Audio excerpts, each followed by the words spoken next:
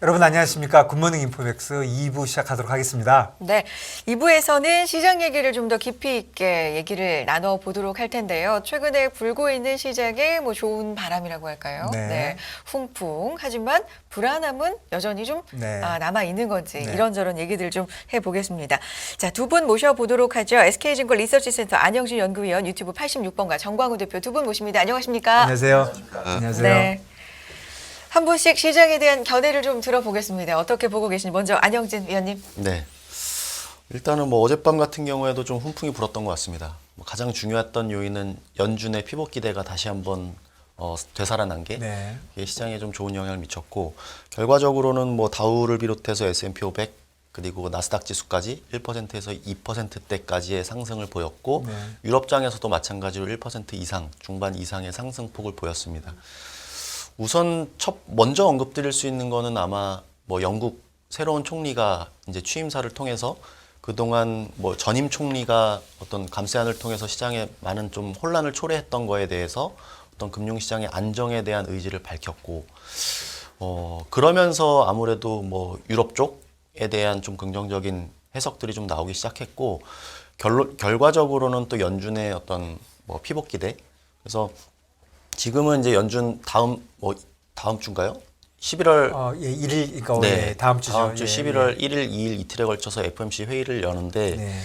그 사전적으로 이제 블랙아웃 기간에 돌입을 합니다. 네. 하는데 이제 추가적인 어떤 연준 관계자들의 발언이, 공식적인 대외적인 발언이 금지되는 블랙아웃 기간에 돌입하는데도 있지요. 불구하고 이제는 조금 속도 조절에 대한 논의가 필요하다라는 언급들이 연준 관계자들로부터 나왔고, 네. 오늘 역시도 그와 관련된 기대감들이 불어나면서 네. 시장에는 긍정적인 기대를 보였던 것 같습니다. 네. 이게 아무래도 지금의 어떤 시장의 프레임은 어떤 경기라든지 이런 부분에 대해서는 내년까지도 상당히 좀 부정적으로 또는 보수적으로 네. 최대한 경기 침체에 대한 시나리오를 생각하는 네. 입장에서 지금은 경기 지표가 좋다거나 조금 경제 지표가 좋다고 하는 어떤 굿은 결국 시장에 의해서는 배드. 결국 네. 그 배드라는 건 결국 유동성의 힘이겠죠. 네. 그래서 금리라든지 아니면 유동성에 대한 기대가 경기 지표가 좋게 나오면 오히려 시장은 부정적으로 받아들이고, 오히려 나쁘게 나오면 또 연준의 풋 기대감에 의해서 조금 더 긍정적으로 나오는 이런 형태인데, 어제 같은 경우에도 미국의 주택 지표가 상당히 가격 지표죠. 네. 가격 지표가 좀 부진하게 나왔습니다. 그래서 지금 여러 가지로 어떤 주식시장과 채권시장에서는 이미 가격의 조정이 심하게 진행이 됐고, 이제 순차적으로 부동산 시장에 대한 우려감들이 제기가 되고 있죠. 그래서 네. 그러한 것들이 아무래도 지표가 발표된 이후에 어떤 연준의 기대감도 되살아난 게 오히려 역설적으로 시장에는 긍정적인 영향을 미친 것 같습니다. 네. 근데 한 가지 좀 추가적으로 언급을 드리고 싶은 게, 이런 좀 글로벌하게는 좀 연준에 대한 기대감이 긍정적인 영향을 미치고 있는데, 네. 국내적인 측면에서 보면 아직까지도 이 단기자금 시장의 경색에 네. 대한 얘기가 아직 시장에 혼란을 초래하고 있습니다. 그래서 지금 뉴스 기사를 확인해 보니까 정책 당국에서는 그 시중 은행들을 통해서 체험 펀드를 이제 요청을 했지 않았습니까? 네. 그래서 증권사들을 대상으로, 네. 또 대형 증권사들을 대상으로 2차 체험 펀드라고 불리는 어떤 조치에 대해서 요구를 했다. 네. 그래서 아무래도 지금 조금 위험에 노출되어 있는 증권사나 저축은행, 여기 이제 부동산 PF와 연결되어져서 사실 조금 경색 우려가 좀 심하게 제기가 되고 있는데, 그러한 중소형 증권사들의 어떤 부담감 내지는 더 심한 상황으로 이어질 수 있다는 이 가능성에 대해서 미연에 방지하기 위해서 대형 증권사들을 통해서 좀 1조 원 규모의 어떤 자금을 좀 소싱을 하는 그런 어떤 조치를 요청을 했는데, 역시나 그 도덕적 해이라는 문제가 당연히 결부가 되겠죠. 그래서 네. 이게 근본적인 해결책이 될 수 있느냐에 대한 문제는 끊임없이 제기가 되는 거고, 여전히 주식시장이랑은 조금 다르게 여전히 채권시장에서는 네. 이 롤오버에 대한 비용이 상당히 높아졌고, 그리고 높은 금리를 제시를 하는데도 불구하고 이 발행이 원활하게 조달이 되지 않는 케이스들이 훨씬 더 많이 증가하고 있다는 부분이 여전히 단기자금 시장에 대한 경색, 그러니까 돈줄이 말라가고 있다는 부분은 어떤 단순한 연준에 대한 기대감, 어떤 훈풍 이런 것과는 다르게 사실 좀 국내 금융시장 입장에서는 좀 근본적인 문제점으로 좀 우려가 되는 그런 상황이기도 합니다. 엊그저께 그 한국은행이나 그 부총리나 다 좋은 얘기를 많이 했는데 도와주겠다. 네. 아직도 그 해결이 좀 안 되고 있는 모양이죠. 아직 그런 것 같습니다. 네. 뭐 저희도 뭐 채권 크레딧 쪽의 의견들을 쭉 보고 좀 모니터링을 받아보면 거의 뭐 보통 이제 부동산 그 PF 같은 경우에는 그 롤오버 하는 기간이 뭐 3개월에서 6개월. 네. 그래서 거의 뭐 도래하는 뭐 단기간에 도래하는 금액이 거의 20조 가까이 된다고 네. 하는데 여기에 대해서 뭐 계속 호가창을 쭉쭉쭉쭉 보면 거의 뭐 8% 이상의 뭐 A 등급 이상에도 뭐 8% 이상의 뭐 금리가 제시가 된다고 하는데 거기에 대해서 제대로 유통이 되지 않고 있는 뭐 이런 현실인 것 같습니다. 그래서 지금 빌리는 주체가 그러면 증권사인가요? 그러니까 뭐 롤오버를 해야 많죠. 되는. 네. 네. 주체들은 많고 증권사도 있고 다 뭐 지금 뭐 그 둔촌주공 얘기도 나오고 있지 네. 않습니까? 그래서 기존에는 뭐 부동산 PF와 관련된 좀 부실화가 노출될 수 있는 저축은행이라든지 또 증권사 네. 이런 부분들이 문제가 되기도 하는데 또 건설사도 네. 마찬가지죠. 그래서 뭐 둔촌주공 관련해서는 그 뭐 대형 건설 4개 업체가 네. 그 소위 뭐 5천억 원에 가까운 뭐 이런 비용을 롤오버 할 수 있는 그 여지가 조금 네. 막히게 되면서 좀 자체적으로 좀 재원을 조달해야 될 필요성까지 제기되고 있는. 그래서 단순히 뭐 증권사의 문제뿐만이 아니라 건설사들조차도 여러 가지 좀 자금 압박에 시달리고 있는 것 같고 뭐 특정 뭐 기업을 언급하는 게 적절할지는 모르겠습니다만 이 롯데건설 같은 경우에는 워낙 그 프로젝트 파이낸스 비용이 가장 또 많이 이렇게 좀 발행이 되어 있는 상황이라서 기본적으로 롯데그룹 측에서 계열사에서의 어떤 자금 조달 뭐 이런 부분들도 계속 거론이 되고 있는 상황인 것 같습니다. 예, 저 근본적으로 뭔가 자금 시장이 조금 경색이 된다든가 금리가 조금만 오르면 뭐 이 똑같은 얘기를 지금 뭐 한 계속 100년 하죠. 듣는 것 같아요. 네. 100년. 매번 똑같이. 증권사들은 그 프로젝트 파이낸스 하고 3년짜리, 5년짜리 하면서 3개월, 6개월로 빌리고 또 뭐 건설사들 길게 투자하면서 다 짧게 빌리고 진짜 언제나 해결이 될런지 모르겠어요. 네. 전반적으로 네. 피봇 기대감 때문에 좀 훈풍이 분화하는데 일단 국내적으로는 아직도 자금 경색 부분에 대한 뇌관은 좀 살아있는 것 같다라는 이게 은근히 최근에 말씀이셨어요. 우리 주식이 들어올랐어요. 예, 은근히 들어올랐어요. 다른 데에 비해서 지금 미국 많이 이번 주만 해도 미국 오르는 거에 비하면 오르는 속도가 조금 좀 더딘 편이죠. 이것도 영향이 있다고 봐야 될까요? 국내적으로 불안감이? 네, 그렇지 않겠습니까? 네. 단기 자금이 이러니까. 네. 알겠습니다. 연구위원님 말씀 먼저 들어봤고요. 정광우 대표님, 네 시장에 대한 전체적인 뷰 좀 들려주세요. 네, 그 마지막에 우려하셨던 우리 증시가 조금 덜 오르는 네. 부분이 네. 오늘도 나타나지 않을까인데 네. 다른 게 아니라 미국은 올라서 끝나긴 했지만은 장후에 나온 기업들 실적이 네. 조금 부진하게 나왔습니다. 대표 기업이라고 할 수 있는 알파벳하고 네. 그다음에 마이크로소프트에서 네. 실적이 나왔는데요. 일단 구글부터 실적을 좀 정리해서 말씀을 네. 드리자면 전 부문에서 사실 좋지가 않았습니다. 네. 그러니까 제일 문제가 되는 부분은 아무래도 경기에 제일 민감하다고 할 수 있는 광고 쪽이 둔화가 나타나면서 유튜브 쪽도 지금 기대 대비해 가지고서는 그러니까 예상 대비해서 부진하게 나온 상황이고요.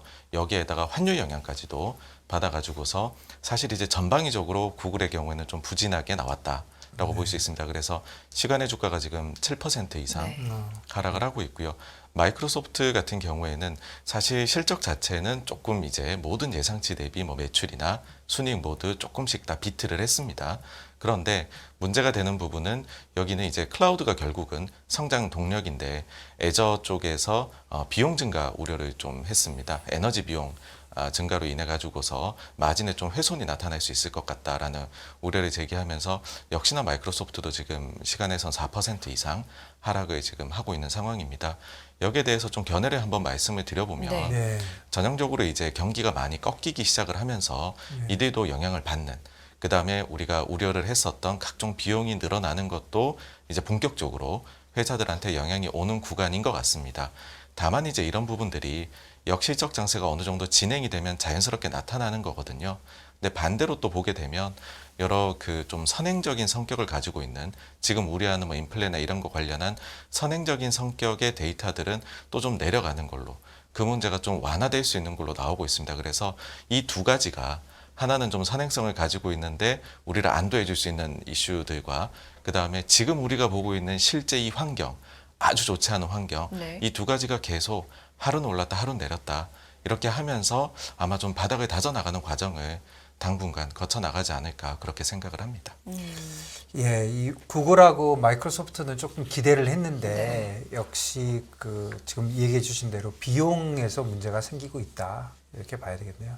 그 클라우드 문제는 마이크로소프트가 제일 요즘 뭐 신경을 쓰고 있는 분야인가요? 왜 갑자기 클라우드 얘기를 굉장히 많이 하는데.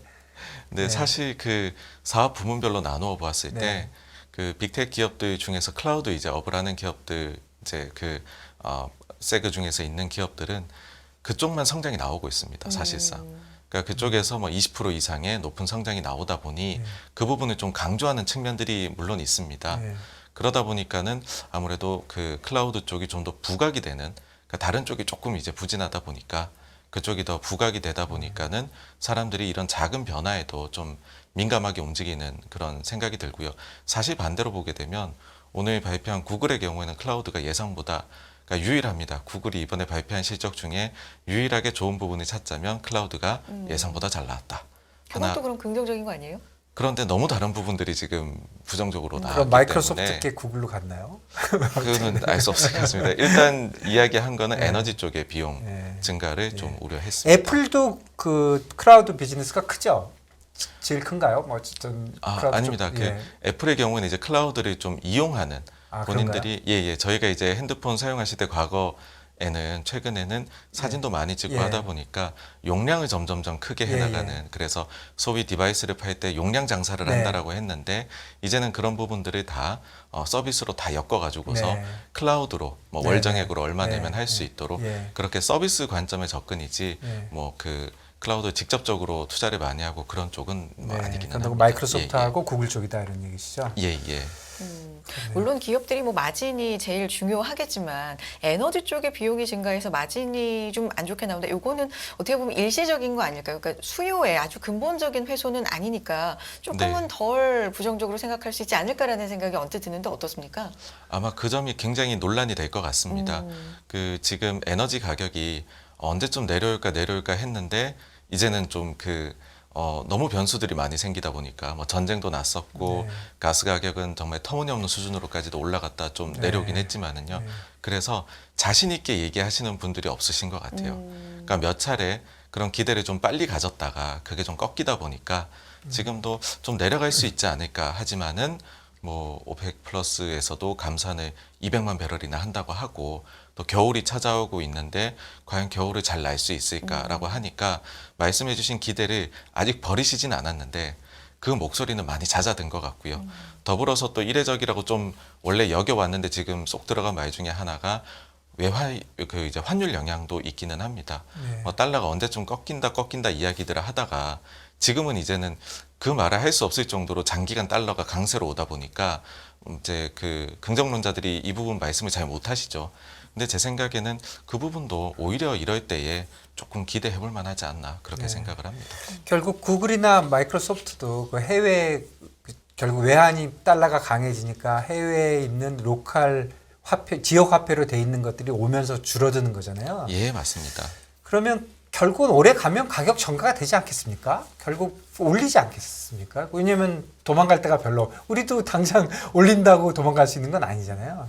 예, 말씀해 주신 대로 구글이나 최근에 또 애플이 가격 인상 네. 서비스 발표를 예. 했는데 이처럼 빅텍 중에서도 가격 결정권이 있는 네. 결정력이 있는 기업들의 경우에는 아마 이거를 뭐 시간의 문제이지 예. 결국은 인상을 통해서 뭐 반영을 해 나가지 않을까 저도 같은 생각입니다.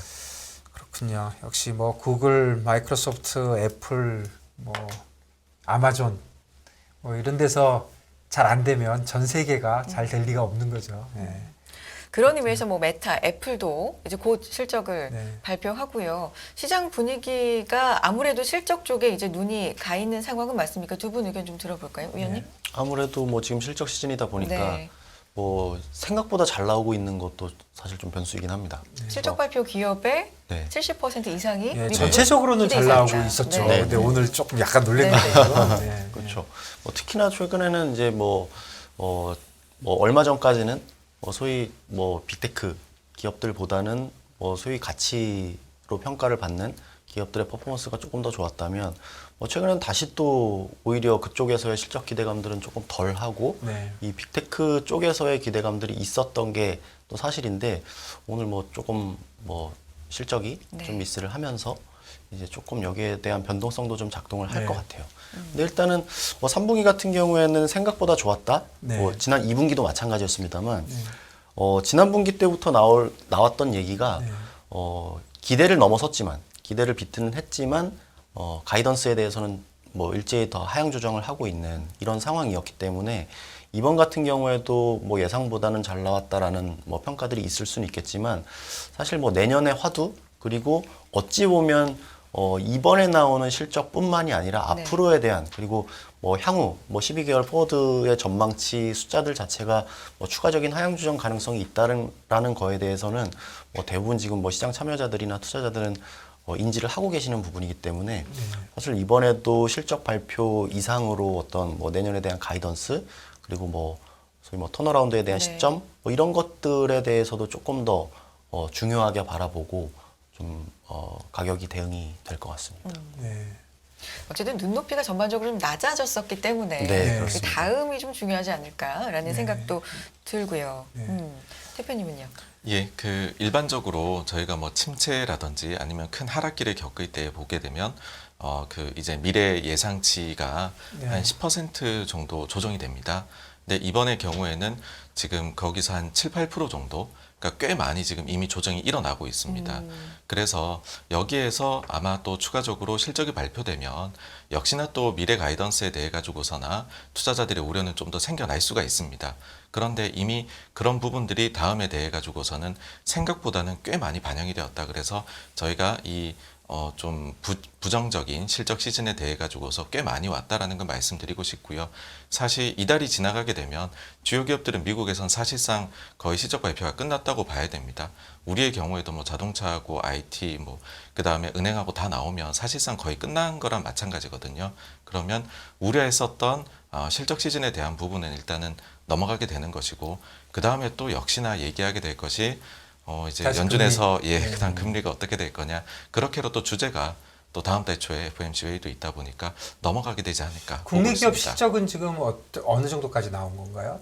네, 국내 기업은 삼성전자나 LG에너지솔루션, 예. 그다음에 현대기아 그리고 주요 이제 은행 지주들이 나왔으니까 예. 굉장히 많이 나온 많이 나온 거죠? 예. 여기에 좀 일부 시클리컬 기업들이 네. 앞으로 아마 이제 이달 말까지 발표를 할 텐데 그렇게 돼버리면은 사실상은 거의 다 나왔다. 네. 그렇게 보셔도 될 것 같습니다. 그러면 구체적으로 미국에 있는 기업들의 실적이 나오면 그거에 대해서 연결되는 것보다는 그 실적에 의해서 그 지수가 움직이고 그 지수가 또 우리한테 영향을 미치고 이런 쪽으로 갈 가능성이 많네요. 네, 맞습니다. 특히 최근에 이제 중국 쪽도 네. 증시를 보셨겠지만은 결국에는 이게 수급이나 네. 아니면 가격 변동에 따라 가지고서 그 떨어지는 가격이 예를 들어 ELS 녹인을 하게 되면 더 빠질 것 같다. 네. 이런 수급에 따른 고민들이 훨씬 더 시장에는 악영향을 미치고 있거든요. 네. 그래서 생각보다는 수급 쪽이 지금 말씀해 주신 대로 거기에 겁을 먹어서 나타나는 영향이 더 크다. 그렇게 보고 있습니다.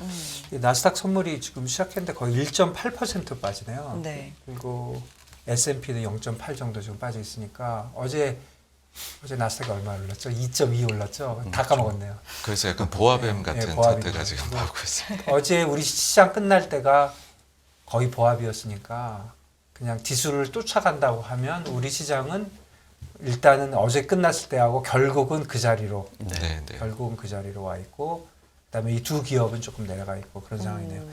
그래서 오늘 시장이 어제 미국 오른 것보다 못 따라가는 거는 이제 좀 이해가 되고 그 한 가지 그 말씀 처음에 말씀드렸는데 왜 우리가 조금 어제 오늘뿐이 아니라 조금만 길게 일주 한 달 몇 달로 볼 때 지금 보니까 나스닥이나 S&P가 금년에 얼마나 빠졌죠?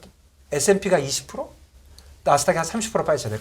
크게 보면 금년에 우리가 한 25% 빠졌는데 사실은 우리가 한 10% 먼저 빠졌잖아요. 작년 말에 네, 우리 35% 빠진 거예요. 네. 그러니까 이런 거 왜 이렇게 우리가 좀 대표적으로 그럴까요? 네, 한국이 아무래도 경기 민감주 자체가 예. 시총에서 차지하는 비중이 글로벌에서 거의 탑 수준이다 보니까 어. 경기가 나빠진다고 할 때 먼저 빠지는 측면도 있는 것 같고요. 그럼 올라가면 그만큼 올라갑니다. 올라갈 때는 과거에 반등은 훨씬 빨랐습니다. 네. 예, 근데 더 심플하게는 한국이 미국하고 중국에 그냥 반반씩의 영향을 받는다고 봤을 때 네. 중국이 최근에 너무 부진하다 보니까 네. 어제나 그저께 같은 경우에도 뭐 좀 시장 상황이 좋아질 것 같아도 홍콩이 6% 7% 빠지고 있는데 네. 우리 증시가 이제 또 좋기는 어려웠지 않나 그렇게 봅니다. 그 미국 빠지고 중국 가만히 있을 때 미국 따라 다 빠졌는데 이제 중국 빠진다고 다 빠지면 우리 위원님 어떻게 생각하십니까? 저는 이제 한국 경제나 시장에 대한 특성이 반영된 거라고 네. 보고 있는데 먼저 뭐 대표님 말씀 주신 대로 워낙에 경기 민감하다 보니까 네. 글로벌 경기가 이미 다운턴에 접어들었고 내년에는 그 정점으로 치닫는 상황에서 한국이라는 경제에 대해서 밸류를 주기가 지금은 쉽지 않다라는 게 첫 번째고, 두 번째는 이제 한국 경제나 특히나 이제 한국의 금융 주식시장에서는 수출을 무시할 수 없습니다. 그래서 거의 수출 실적으로 거의 뭐 대변이 된다고, 기업들의 실적이라든지 또 어떤 이익 뭐 이런 측면에서 연동이 될 수밖에 없는데, 뭐 최근 들어서는 이제 반도체에서 잘 말해주고 있지만 워낙 재고 문제 때문에 가격이 또 빠지고 있어서 우리 수출에 대한 전체적인 그로스가 이미 쭉쭉 빠지고 있는 상황입니다. 더불어서 에너지 가격이 이미 연초부터 급등을 하면서 우리 무역 수지가 적자로 전환이 된 지가 오래고 점점 적자 폭이 확대가 되고 있고 이미 이제 경상수지도 적자 전환을 했죠. 그래서 저는 이 경상수지나 무역수지라는 개념 자체가 기업으로 환산을 해본다면 뭐 수출을 매출, 수입을 비용, 그래서 결국은 이익단으로 뭔가 해석을 할 소지가 있다. 그래서 이익이 나지 않는 기업에 대해서 뭐 어떤 투자자들이 투자를 할 것인가에 대한 생각을 하게 되면서 올해 들어서 계속해서 외국인들이 점점 이렇게 좀 순매도로 일관하고 있고, 급기야 이제 국내 코스피 지수에 대한 외국인 지분율이 30% 이하로 떨어진 지가 또 꽤 됐죠. 그래서 뭐 이런 것들에 대한 좀 문제점들이 있는 거고, 마지막으로는 사실 뭐 서두에 말씀드렸습니다만 이 단기자금 시장에 대한 경색, 이런 것들은 지금 시장 참여자들은 IMF나 금융위기에 버금가는 위기까지도 걱정을 하고 있습니다. 네. 그래서 거기 실제로 현실화될지 아닐지의 문제는 변론으로 하더라도 거기에 대한 문제 제기는 뭐 여타 다른 국가들이랑은 좀 다른 어떤 뭐 구조적인 문제에 직면해 있는 거고, 또 한 가지 좀 덧붙이자면 뭐 최근 들어서 한국은행도 환율 방어 때문에 좀 시장에 적극적으로 달러 매도 개입을 하고 있습니다. 그래서 뭐 일본도 중국도 마찬가지로 지금 한중일이 다 달러 매도 개입을 하고 있는 상황인데, 환율 시장에서의 안정성이 담보가 되지 않으면 한국과 같은 대외 의존도가 높은 경제나 시장에서는 조금은 디스카운트를 받을 수 있는 요소가 될 수 있다라는 점에서 최근에 시장이 좀 글로벌 주요국, 특히나 이제 미국 주가 대비해서 뭐 빠질 때는 빠지고 상승할 때는 따라붙지 못하는 현상이 나오고 있는 게 아닌가라고 진단을 하고 있습니다. 이게 전체적으로 어쨌든 혹시라도 미국 주시장이 좀 돌았으면 뭐 그게 가장 큰 뭐 국내 시장에도 호재일 걸로 생각이 되는데, 그 유일한 이제 뭐 방법인데, 그때 오를 때 뭐 조금씩은 모르지만 큰 턴어라운드 하면은 그래도 경기 민감주가 많은 한국이 더 많이 오를 가능성은 있는 거죠, 아직도? 네, 저는 그렇게 네, 생각을 네, 합니다. 아마 이제 미국이 오른다는 것은 사실 지금 문제들 제일 큰 거 인플레에 대한 우려가 좀 잦아져야지 네. 본격 오를 수 있을 네. 테고 다 엮여 있다 봅니다. 그래야 금리도 좀 내려가고 달러도 좀 약해지면 전체적으로 통화들이 다른 나라들이 좀 힘을 펴면서, 그러면서 글로벌 총 수요도 좀 살아날 수 있고 우리 수출 경기도 좋아질 수 있게 되지 않을까 싶어서요. 그렇게 되는 상황이 된다라고 하면 뭐 우리도 반등은 굉장히 강하게 나오지 않을까 봅니다. 그러니까 결국은 오른다면 그런 루트로 오를 테니까. 예. 그러면 우리는 전체적으로 다 지금 말씀해 주신 환율 쪽이나 뭐 다 좋아지는 쪽으로 간다. 네. 그러면 한국 주식 사고 미국 주식 팔을까요? 둘 다 좋아하는 것이. 근데 미국 주식이 내려가면 한국이 더 내려갈 수도 있으니까 그것도 뭐 위아래가 완전히 그냥 주식 사는 거하고 똑같은 베팅이네요. 근데 최근에 우리 시장 수급 쪽으로는 외국인 수급이 좀 긍정적이지 않습니까? 네, 뭐 생각보다 계속 들어오고 네. 있습니다. 거의 뭐 제가 알기로 지난 8주간 한 주를 빼고서는 네. 계속 들어오고 있는데 네. 근데 이제 그러다 보니까 오히려 또 좀 쏠림이 있는 것 같아요. 대형주나 대표주들 쪽으로. 그러니까 외국인 자금이 이렇게 들어올 때는 아무래도 그런 쪽으로 들어오게 되지 않습니까? 그래서 좀 격차가 벌어지고 있는. 그래서 요즘 나오는 게 뭐 반도체만 주식이냐 뭐 이런 말씀들도 하시니까는요. 오히려 또 그 속에서도 소외감을 또 그래서 느끼시는 것 같은데 이게 사실은 전형적으로 바닥에서 이렇게 하기 시작할 때의 현상이라고 저는 생각을 하거든요. 예, 예. 대형주, 경기 민감주 이런 것들이 오른다면 역시 빨리 오를 것이다. 뭐 그런 말씀이시네요. 네. 자, 두 분과 시장에 대한 이야기 네. 나눠봤습니다. 유튜브 86번가 정광우 대표님, SK증권 리서치센터 안영채 연구위원님 고맙습니다. 감사합니다. 감사합니다. 감사합니다.